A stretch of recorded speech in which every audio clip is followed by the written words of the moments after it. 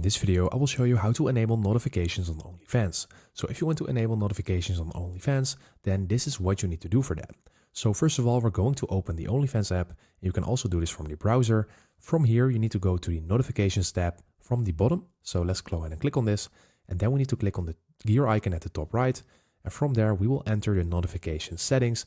And if you want to enable notifications, you can select in here which kind of notifications you want to enable. So let's say you want to enable push notifications. They're going to click on this and they're going to put the slider to the right.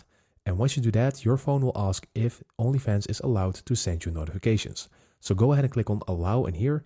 And then you can also specify the settings for comments, likes, subscribers, and basically everything else that is in here. So you can just go ahead and put this on.